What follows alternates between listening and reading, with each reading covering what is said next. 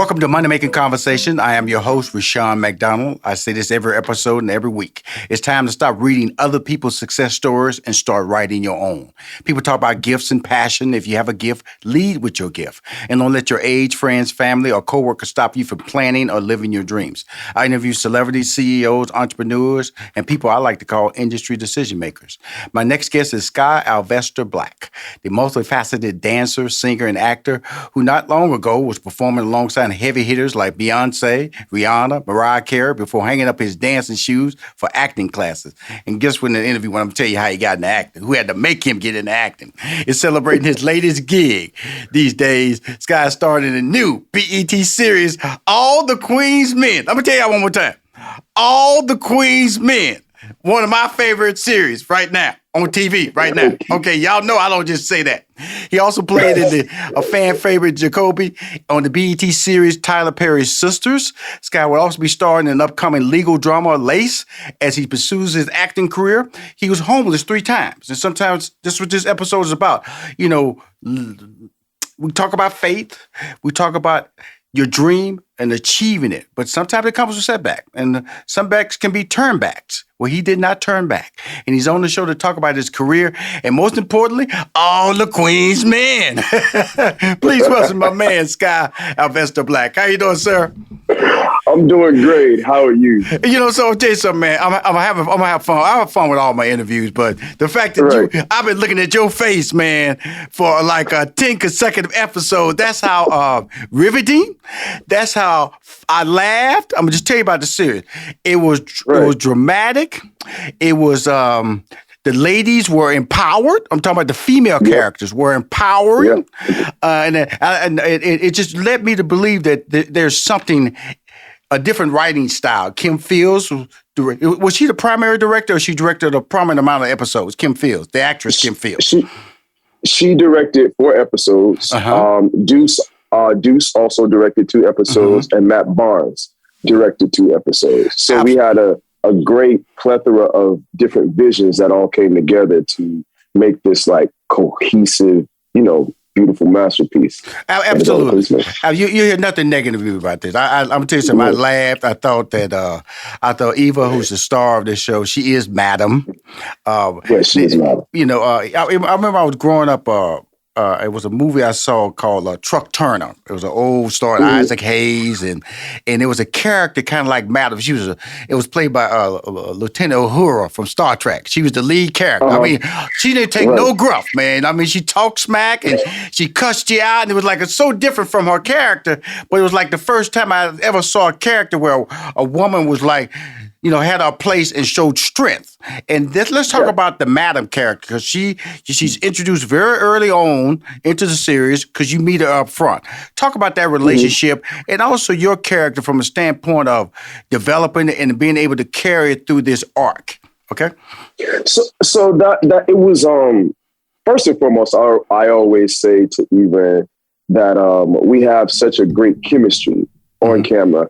And I believe that's because once we got our work and we understood what was going on in the entire series, we realized that these 2 characters are more bonding on a commonality of pain, meaning that we're both ostracized from our families. And the Madam character is such a vital and strong character because you see a woman where a lot of people in society don't really get to see a woman running a business. Yes. And also being a caretaker. And I always say the beautiful part about this show is that it's not a stripper show. It's a show based on humanity. And society has this taboo upon male exotic dancing, and they have a taboo on, just how certain people may get their money, which Madam does. But at the same time, there's an integrity to Madam when it comes to humanity. Right. Just really not judging people and taking them in. And I always say the silent character of the show is Club Eden. Club Eden is a safe haven where all of these social misfits come with no judgment and hold each other down. And Madam has supplied that. And myself, as coming in as her her nephew, Amp. The casting process, it was written, first and foremost, I have to shout out Christian Keys. Thank you to Christian Keys, because it's based on his book, Ladies' Night, if you didn't know. And Christian wrote All the Queen's Men. I think, I don't want to misquote the amount of years, but he wrote it I think about roughly 10 years ago. Right. And the Amp character was supposed to be Christian's breakout role. And Christian actually plays the concierge on All the Queen's Men. And he's also one of the executive producers. So he wrote this character, and he told me, he said, once I saw your audition tape, I said, that's Amp. He's like, it's like you got it, you understood it. And I really did at that time when I auditioned for Amp before I auditioned for Sisters. And at that time, I was living in a 1-bedroom apartment with 2 other people. Mm-hmm. And I just understood the circumstances of this kid wanting to get out of, have a chance at life. Right. Like have his piece of the pie. And I did not know what Amp went into prison for based on the audition size. Right. But what I did, I said, there's something about Amp, because in the first probably 10 minutes of the show, he runs to apologize. Why is he doing that? Mm-hmm. That obviously showed to me that that's not a bad kid. Mm-hmm. That's not a bad kid. That was a kid that fell victim to circumstance. Right. So I built this whole backstory on Amp, and Amp is 28 years old. And all I knew was that he came out of prison after 9 years. I said, this is not a bad kid. And getting the series and getting the rest of the scripts, it wasn't. He is actually a victim of circumstance from one bad choice. Yes. And he's actually an upper middle class kid, probably upper class in Atlanta. Right. And, Atlanta is built on, it's the South.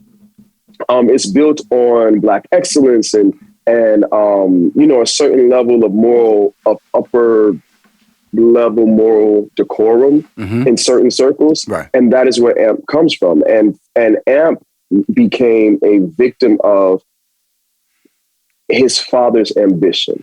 Absolutely. And a lot of times as young Black men, or even Black men, period, we're not allowed to feel, we're not allowed to be vulnerable. We're not allowed to say, hey, I don't feel okay. We have to mask it, and we have to just make it work. And so Amp was always just trying to appease his parents, make his dad proud of him. In my mind, he was an athlete, a D1 athlete coming out of school, high school, full ride, everything. But he had a drinking problem. Absolutely. And he had a drinking problem. Let's hold that point right there because of the fact that I don't want to reveal too much. People got to watch the series. You're a good talker now. Now, I'm talking to Skyh Alvester Black. We're interviewing him on this series, the exciting series on BET Plus series streaming line called All the Queen's Men. He plays a young man, like he said, who made a mistake and who has to find his way back into life. And he plays the nephew of her character name is Madam, and she owns a club, and the club is filled with male dancers. And if you're a fan of Magic Mike, this is a same thing, but it's just African Americans who are the lead character is a female, not a male. Okay, and her bodyguard is a female, not a male. Okay, the decisions that all made from a operation standpoint are made by women. It's an empowering show from that standpoint. And this is why I really like this series. And this is why, because I'm older than you and I've been able to see television grow from a different perspective. Like, for instance, mafia movies have always seemed to cross over and be accepted. The violence, the coolness, the slickness, the family, always was bought into. And what we've seen since power has come on is that now they're allowing us to tell our stories. I'm talking about the general public, even Black people are allowing us to tell our stories from a standpoint of, did he pop off? Did we lose him? I'm back. Okay, cool. I'm sorry. I'm here. Yeah. Okay, cool. So now they're allowing us to tell our story, and that's why I really like this because it has credibility to it. This is no different than when Ice Cube did Players a long time ago. okay, with Bernie Mac. Yeah. But it's the credibility and the crafting and the styling and the fact that now we don't have precedents. We can see things that are like, okay, I can buy into this. And that's why I really enjoy it, Skyh. I really enjoy your role. I enjoy the characters and the fact that, man, this is, like you said, it is a club filled with misfits, but they're relatable misfits because they all caught up into a world that they kind of trapped in. They can leave, but they trapped. Yeah. Yeah. And because people care for them too. Yes. Mm-hmm. Yeah. It's like a family atmosphere. Yes, it is. And I'll go back to what you said, as far as, Madam being Madam and Amp being Amp. Usually the kid comes out, he's a trouble kid and was a gang member. Mm-hmm. And it's like, that's not the case. Mm-hmm. That is not the case. You do get to see, Amp brings you into the eyes of this already established world. And so now as the viewer, you're kind of navigating this new thing through Amp's eyes. Mm-hmm. And that is what I love, that Amp has such a innocence and almost a naivete to what is going on. And he's also being schooled on how to open up himself, because you can see he's not very open, but you see the learning. And I love that Amp, I always call him the viewer's character. Right. He's the viewer's character because you're learning how this goes just as Amp is learning how it goes. So that was pretty cool to me. Absolutely. Let's go to my male dancers now. My boys, my boy, Doc, my boy Midnight, Face, Fuego. You know what I'm saying? Come on now. Woo! Them my boy Blue. Can't forget Midnight Blue. Yeah, man. Okay, now let's go and be real here. Now, was any of these guys dancers before? Or they dancers? Yeah. They're dancers, right? Are. Okay, cool. They are. Face got to be a dancer. Face, a real dancer. Face, who's played by Keith. Right. He's a real dancer. Doc, who's played by Michael Boulware, is a real dancer. Midnight, who's played by Jeremy, is a real dancer, and El Fuego, who's played by Dion Rome, real dancer. Yeah, that Fuego. I mean, Face does some moves on that floor, man. When he flipping this woman, I was telling my wife, this is what he do for a living. That's what I said, that ain't somebody told him how to do that. He didn't figure this out on the dance floor, and he did it. I said, this boy is doing this for a living. Actually, all of the guys' solos were, even though we do have a choreographer, John Silver, for the group numbers, but all of the guys' solos were actually choreographed by themselves. And that was the cool part. That's the cool part that I think with this show is so authentic, because those guys live that life. Yes. For real. Yes. And that's why I feel there's a draw to the show, because they know the world. Mm-hmm. And I love it to see that we were able to get people who are authentic to this art form, because it is an art form. And I had to learn it, and I asked questions on questions on questions to make sure the validity of the show was captured. Right. Well, the fun part about this series, man, and it's funny. I'm just telling everybody I was entertained by it. I was there was sympathy in the Amp character played by Skyh. There's romance between Skyh and Dime, and Dime is and she's the DJ, kind of like the voice of the house. That's there. It playing Blue is like this fearless bodyguard. Everybody's fearless. Yeah. Everybody's fearless in this whole role, and it's like it's one of those roles. It's one of those shows where you just challenge to step up. If you want something in life, step up. Don't ask for it. If that's what you want, demand it, and then put forth the effort to achieve it. And that's how we see your character develop as you go into the halfway house, and we see you starting to want. I like the way they brought your character along. It didn't jump out too fast. You wanted to try to go the route of what you thought would be successful, and then you saw an outlet. Talk about that transition in the Amp character in the series, All the Queen's Men.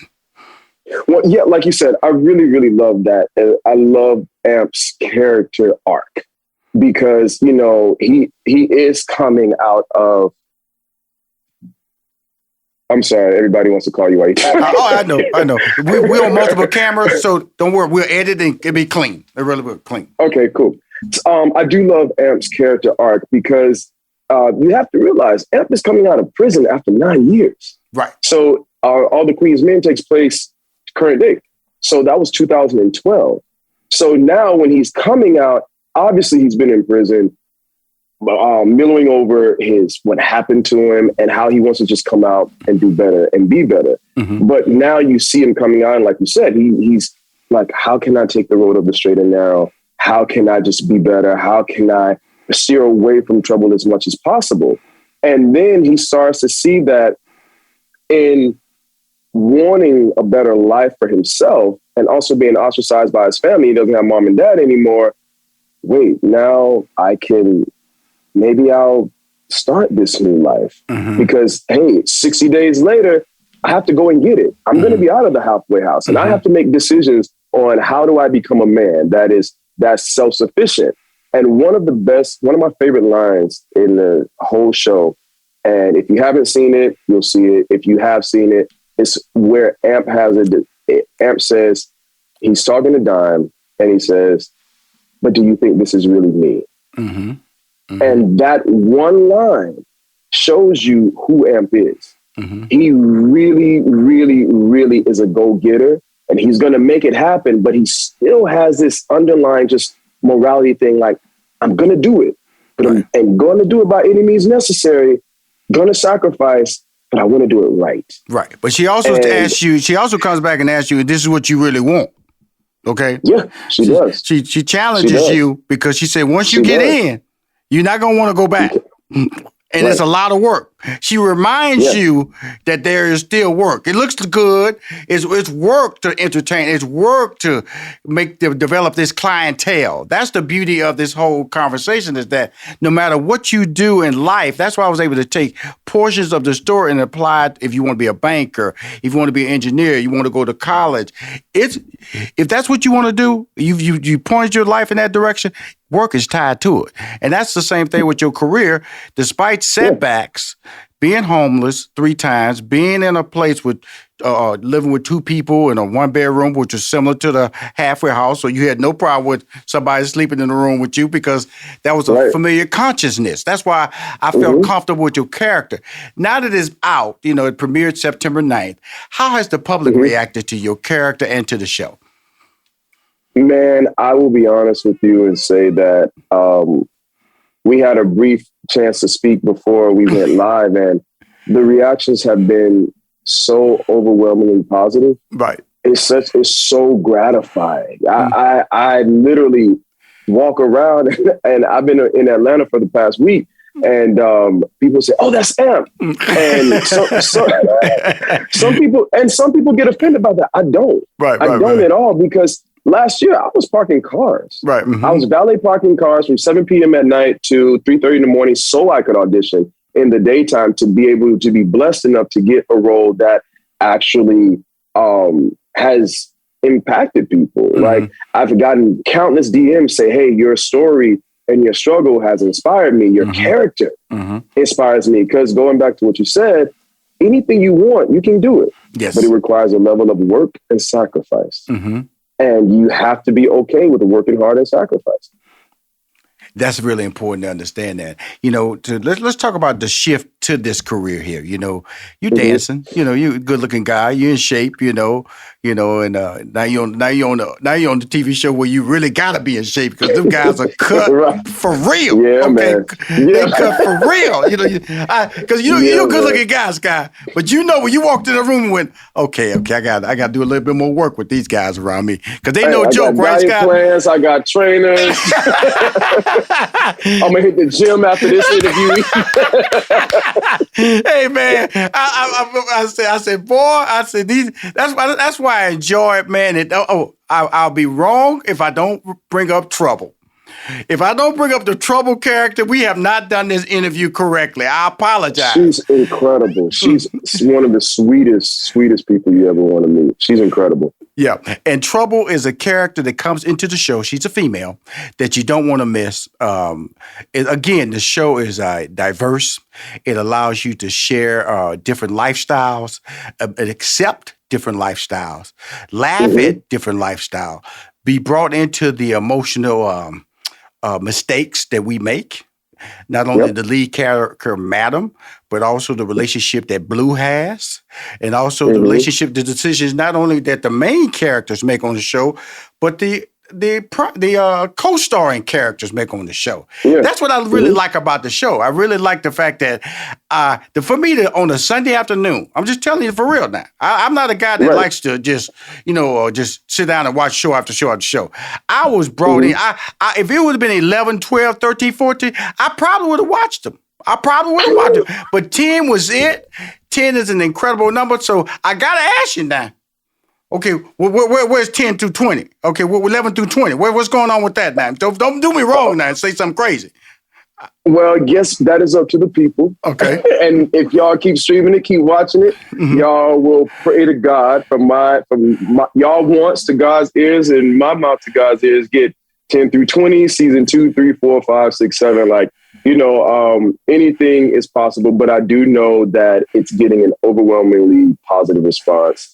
And everybody's happy. So when everybody's happy, that's a sign for soon, hopefully we hear the 10 through 20 or, I'm waiting too. I'm like, there you go. This guy. Now, all this is a very physical show, very touch, very close. We know about COVID.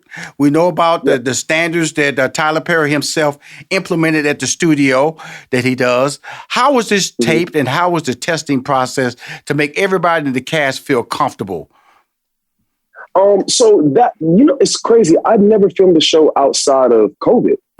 When my career really kicked off, it started with Sisters. So by the time I shot All the Queen's Men, I had already filmed Sisters. So I was very used to being comfortable at Tyler Perry Studios. I always say Tyler Perry Studios for me is like adult Disney, bro. Because it's the safest place on earth, because we tested even before we left our home states. We had to quarantine and test. Then we had another test before we got on the plane 24 hours before. Then we had another test as soon as we got there. Then we were sequestered to our own separate areas. And then we tested literally, I think, every 2 to 4 days. And now it's even testing more frequently just because, the various Delta variants and all that stuff. So you feel completely safe, and we were not allowed to be outside of the actual studio property. So we had everything you could want. I mean, food trucks. Tyler was even generous enough to give us after wrapping. It was only after wrapping for 2 hours, just a little alcohol truck, and catering grocery stores. So it was very comfortable. Like nobody felt any kind of there was no point where you scared or felt you were at risk. So it was incredible. I personally, I like that way. I don't want to go back to the other way. I love that way. Well, the thing about watching your character, watching you develop, and first of all, I'm gonna do my duty, and until I'm gonna feature you on my Motivational Monday segment, because your story is as a dancer and ballet training with Misty Copeland, the famous ballet who's based out of New York, being able to share the stage. The limelight's already been there, but I want to just talk about making that transition, because sometimes we get focused saying, this is what I do, and then somebody comes along into your life and say, you can do more. And then, but sometimes that doubt comes into our lives and say, well, why? Well, because that means that you're going into an unknown. And that's what stops people, the unknown part. Now, Debbie Allen came into your life and pushed you. Talk about that. And so people who are listening and watching the show can understand the value of people seeing a person's greatness and then asking them to act on it. Yeah. So some years ago, when I used to dance for Mariah Carey, Miss Allen was the artistic director and choreographer. And even before that, I had done some work with her. And she looked at me and she said, honey, you're an actor. I'm going to make you an actor. And I said, no, you're not. That's not me. She said, honey, you don't know who you are yet. And she was so right. And she literally, from the beginning, she took me under her wing and she gave me parts in her stage plays. And it became this kind of like, oh, this is cool. But then with the training and everything like that, I started to find this kind of, I'll be honest, it became an obsession for me. And sometimes I always put God first, and that's just me. sometimes you have to surrender to what you think you want and follow what will God has for you in your life. Mm-hmm. And I always say when I pray, specifics matter, because I remember being a kid and I was like, oh, I want to be on TV. I want to be a star. I want to da-da-da-da. And actually I wanted to sing, but when I prayed, I said, I want to be on TV. And that was my destiny. And I felt like God gave me an angel in Debbie Allen to notice what was already going to be my destiny down the line and walk fully in purpose. And I'm a true believer of that. And it is the best feeling ever. I never personally planned to be an actor, but I'm so glad that I was able to acquiesce to the plan for my life. Right. And after I acquiesced, I'm not gonna say it was easy, because there's a lot of no's, there's a lot of rejection, there's a lot of this. Like, again, nothing worth having is easy.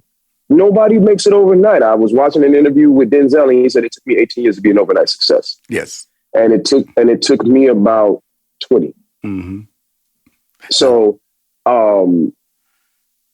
again, sometimes you got to listen. You got to listen. Well, my brother, but when you do listen, keep going. Yeah. I hope you listening to me, man. Great. You're super talented. You're handsome. You're humble. It comes across on the screen. And you got a product out there, man. I was, thoroughly entertained. And, I'm just so happy that television is allowed, with the streaming platforms, allow for Black content to be shown like this. Because if we was under the old format, great content like this would not be seen. Because we was under, but streaming allows this format to come out. All the Queen's Men, my man, Skyh Alvester Black is a star, okay? And 10 episodes, I watched one after the other. I laughed. I was entertained. I was like, man, this is really, really good. And thank you, man, for coming on Money Making Conversations. Well, thank you for having me, man. I'm so grateful. I am so grateful for your time, because I know, everybody has stuff to do in the day. So thank you for wanting to talk to me. I appreciate it. Oh, no, it was worth it, because like I said, man, I always enjoy what I do, man, but I always have a good time. My energy level goes up when I see young talent like you that are involved in really, really cool projects. I think that are groundbreaking. I think this is a groundbreaking series. And to see the guys, and definitely I'm going to reach out to get more of them on my show so I can help promote this. I want it renewed. I'm going to tell you, that's my goal. My goal is to get it renewed. Okay, Skyh? Me too. Thank you for coming on Money Making Conversation, okay? Thank you so much. I appreciate it. If you want to hear or see any of my interviews on Money Making Conversations, please go to moneymakingconversation.com. I am Rushion McDonald. I am your host.